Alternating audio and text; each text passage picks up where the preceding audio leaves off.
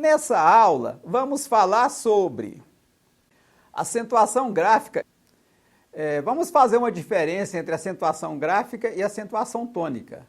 A tônica se refere à sílaba mais forte da palavra e a acentuação gráfica é aquela regida por determinadas regras. Então, nem toda palavra da língua portuguesa recebe acento gráfico, mas toda palavra tem sempre uma sílaba tônica, às vezes acentuada, às vezes não acentuada. Em relação à posição do acento tônico das palavras, temos palavras com acento na última sílaba, que são as palavras oxítonas, palavras com acento na penúltima sílaba, que são as palavras paroxítonas, e palavras com acento na antepenúltima sílaba, que são as proparoxítonas. E as regras de acentuação gráfica são as seguintes. Para as palavras proparoxítonas, a regra diz: toda palavra proparoxítona é acentuada. As monossílabas tônicas, também terminada em A, em E, em O, seguida ou não de S, também todas são acentuadas. Em relação às palavras paroxítonas, nós temos palavras paroxítonas terminadas em L, N, R, X, PS, US, I, IS, ONS, UNS, ão e ainda as palavras que terminam em ditongo.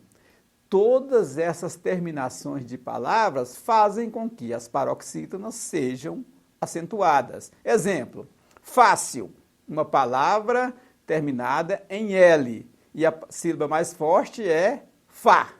Pólen, paroxítona terminada em N, caráter, terminada em R. Por isso que essas palavras ali são todas acentuadas. Órfão, órfã, jóquei, terminada em ditongo. Água, uma palavra que termina em ditongo. Ditongo, só lembrando, é a presença de uma semivogal e de uma vogal na mesma sílaba. Separando a sílaba de água, nós temos água. A semivogal U, mais a vogal A na mesma sílaba. E assim por diante. Então, só reforçando, não há razão para ninguém errar numa produção de texto, por exemplo, uma palavra proparoxítona. Por quê? A regra diz que toda proparoxítona é acentuada. Outra coisa, as monossílabas tônicas terminadas em A, em E, e em O, seguido ou não de S, também ninguém precisa errar. Por quê? Todas são acentuadas. Em relação às paroxítonas é que nós temos mais dificuldade, porque são muitos os casos. Os ditongos abertos são acentuados. Os ditongos EI, EL e OI. Por exemplo, réu, réis, rói, chapéu, coronéis, herói, papéis, ilhéus. Sem acento, esses ditongos abertos quando a palavra é paroxítona. Exemplo, ideia, assembleia, heróico. Depois da reforma ortográfica, esses acentos EI e OI em palavras paroxítonas deixou de ser acentuado, mas nas oxítonas eles continuam recebendo acento. Hiatos, o I e o U.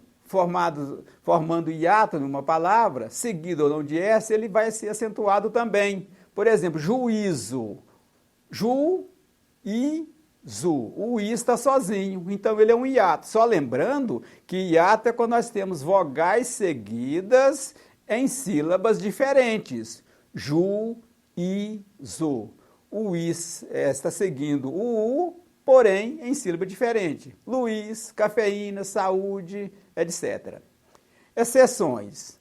Quando esse hiato é seguido de NH, de L ou de M e R, ele não leva acento. Exemplo, rainha, o I seguido de NH. Cair, o I seguido de R.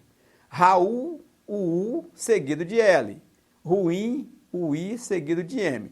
Então, quando o hiato está seguido de uma dessas consoantes ou de NH, então ele não vai receber o acento.